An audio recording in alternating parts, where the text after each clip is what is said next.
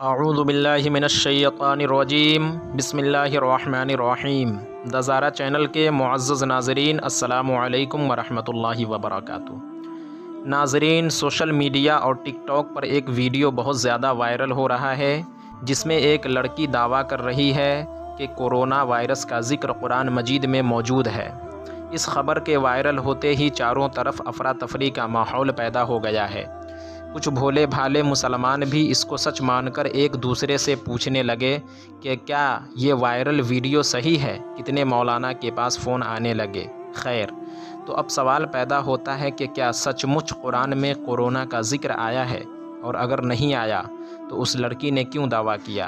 اور اگر آیا تو اس کی حقیقت کیا ہے؟ دوستو، دراصل بات یہ ہے کہ قرآن مجید میں کہیں پہ لفظ قرون آیا ہے، جیسا کہ پارہ نمبر 11 سورہ یونس آیت نمبر 13 میں اللہ تعالیٰ ارشاد فرماتا ہے وَلَقَدْ أَهْلَكْنَا الْقُرُونَ مِن قَبْلِكُمْ لَمَّا ظَلَمُوا وَجَاءَتْهُمْ رُسُلُهُم بِالْبَيِّنَاتِ وَمَا كَانُوا لِيُؤْمِنُوا كَذَلِكَ نَجْزِي الْقَوْمَ الْمُجْرِمِينَ۔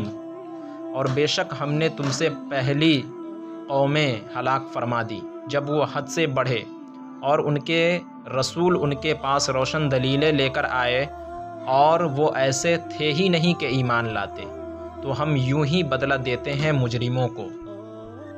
اس آیت میں قرون سے مراد قومیں ہیں، یعنی لوگ ہیں، مگر اس نے اس کو کورونا سمجھ لیا۔ ایک جگہ اور اللہ تبارک و تعالی ارشاد فرماتا ہے پارہ نمبر 18 سورہ مومنون آیت نمبر 42 ثم انشأنا من بعدهم قرونا آخرین، پھر ان کے بعد ہم نے اور قومیں پیدا کی۔ اس آیت میں بھی قرونن سے مراد قوم ہی ہیں، اور ایک جگہ یوں ہی قارون کا لفظ آیا ہے ان قارون کان من قوم موسیٰ، جس کا مطلب ہے قارون حضرت موسیٰ علیہ السلام کا چچا زاد بھائی تھا، مگر ان کو بھی ان لوگوں نے کورونا وائرس سمجھ لیا۔ لوگوں کی جہالت پر تعجب ہوتا ہے، اگر غیر اس بات کو عام کرے تو کوئی بات نہیں، مگر ہمارے بھولے بھالے کچھ مسلمان بھائی ان کی باتوں میں آ جاتے ہیں، بغیر سوچے سمجھے اس پر یقین کر لیتے ہیں۔ کورونا وائرس یہ غالباً انگلش زبان کا لفظ ہے اور قرآن مجید عربی زبان میں لکھی ہوئی ہے، پھر یہ کیسے ہو سکتا ہے؟ قرآن کو سمجھنے کے لیے اتنا علم ہونا چاہیے، ہر کوئی اتنی آسانی سے قرآن سمجھ لے۔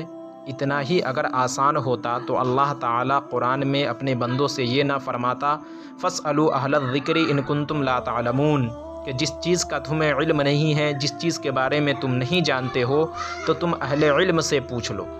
بلکہ ہر کسی کو اجازت ہوتی کہ قرآن اٹھاؤ، عربی عبارت پڑھو اور اس کا ترجمہ کرو، اور پھر ترجمہ پڑھ کر معنی مطلب نکالنا شروع کر دو، مگر اللہ تعالیٰ نے فرمایا اہل علم کی طرف رجوع کرو، یعنی ہر کوئی اس لائق نہیں جو قرآن کو سمجھ کر دوسروں کو سمجھانے لگے، بلکہ اللہ پاک نے جس کو اس لائق بنایا ہے وہی یہ کام کر سکتے ہیں۔